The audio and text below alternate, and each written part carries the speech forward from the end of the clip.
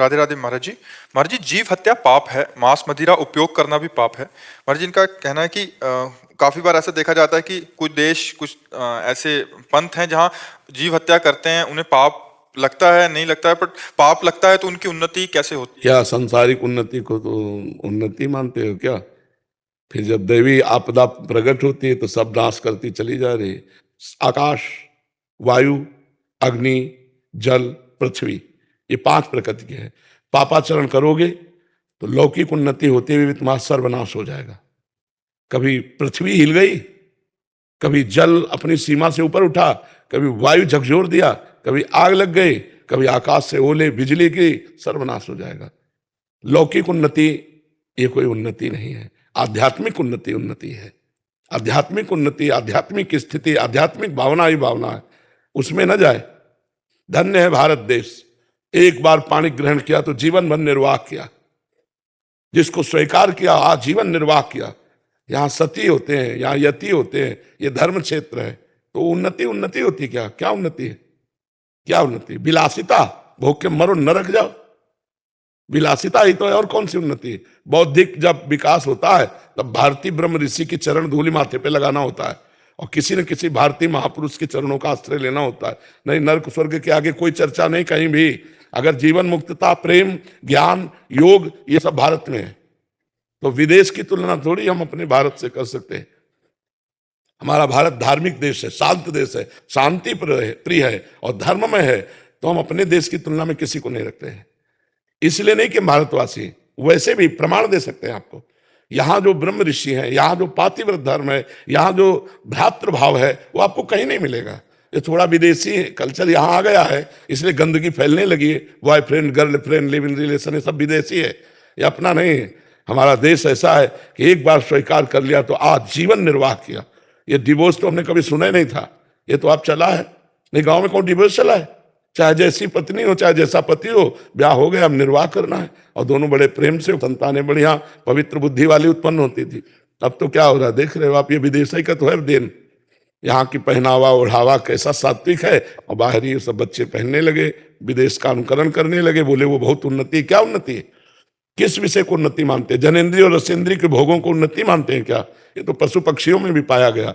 उन्नति है बौद्धिक स्तर की उन्नति होना, संयम आ जाना, इंद्रियों का व्यभिचार में उतर जाना उन्नति नहीं है। मन का भोगों में फैल जाना, ये उन्नति तुम्हें दिखाई दे रही। तुम विदेश को उन्नति समझते हो? अशुद्ध जीवन है, अपवित्र जीवन है, जहां शौचाचार का ज्ञान नहीं है, उनको हम अपने भारतीय संस्कृति से जोड़ सकते हैं। गंदा जीवन, न खान पान का ज्ञान है, न शौचाचार का ज्ञान है, न जीवन जीने का ज्ञान है, केवल इंद्रिय विलासिता को आप मान रहे हैं ना। बहुत बढ़िया गाड़ी है, इसकी उन्नति मानते हैं आप।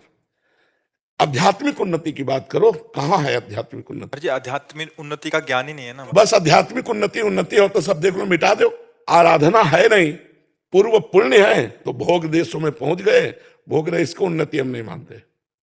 जितेंद्रियता को उन्नति मानते हैं, मनोनिग्रह को उन्नति मानते हैं, पवित्रता को हम उन्नति मानते हैं, भगवत भजन को उन्नति मानते हैं, हमारा ज्ञान विज्ञान प्रकाशित हो उसे मानते हैं। जी, जो जीव हत्या कर रहे हैं, एक इनका नवीन कर्म बन रहा है। बिल्कुल, और इसका फल स्वरूप और ज्यादा बिल्कुल दुर्गति को भोगना पड़ेगा, और जो नए कार्य जो इसका संयम कर रहे हैं, हाँ, उनका पूर्व का जो पाप है वो क्षय हो रहा है, उनके नए पुण्य बन रहे हैं, और आगे चलकर वो सुखी हो जाएंगे। सुखी महाराज जी, सुखी बाहर से सुखी या अंदर से?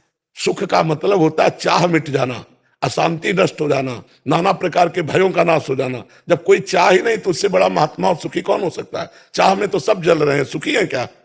सब चाह में जल रहे हैं। दुर्गति है, मानसिकता की दुर्गति है। पर रुपया पैसा जनेन्द्रिय और सेंद्रिय के भोग, इससे ज्यादा क्या है? ये तो पशु पक्षी भी खूब कर रहे हैं, मर रहे हैं। हमारी दृष्टि में नहीं, हमारे शास्त्र की दृष्टि में नहीं। सुत दाराधन लक्ष्मी पापियों के घर होए, संत समागम हरि कथा तुलसी दुर्लभ दो। ये दुर्नति है, जो अपनी इंद्रियों को काबू में कर ले, अपने मन को काबू में कर ले, सच्चिदानंद भगवान के चिंतन में रहकर धर्म पूर्वक कार्य करे, दूसरों को सुख दे। क्या कष्ट कर देते हैं उन पशुओं, उनके लिए तो जैसे लौकी तरोई है, ऐसे गाय और बकरा और भैंस और ये ऊंट है उनके लिए, तो वो जीव है। हमारे यहाँ तो पूजा होती है गौ की, वहां तो हत्या होती है। हम उनकी तुलना करेंगे अपने देश से? हमारे यहाँ तो पशु पक्षी वृक्ष जड़ वस्तुओं की, एक आदमी साइकिल भी चलाएगा तो पैर छू के चलाएगा, हैंडल के पैर छुएगा है। हमारे यहाँ की समानता कोई देश नहीं कर सकता। यहाँ तो ईंट पत्थर की भी पूजा होती है।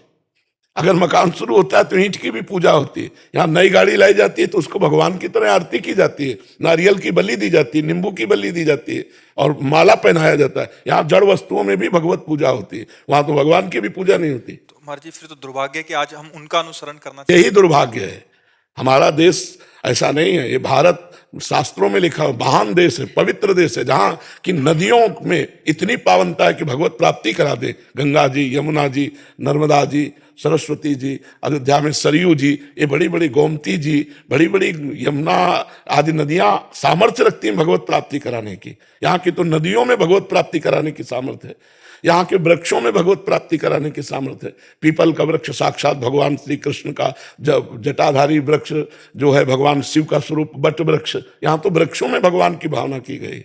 इस पवित्र देश की समानता नहीं। ये आज अपवित्रता आ रही बाहर से। आज व्यभिचार परायण लोग क्या जानेंगे इस बात को कि पवित्रता क्या होती है। आज के बच्चे जो व्यभिचार परायण हो रहे हैं वो इन बातों को क्या जानेंगे। उनको लग रहा है मनोरंजन है तो कर लो मनोरंजन, 4 दिन बाद डिप्रेशन में पहुंच जाओगे।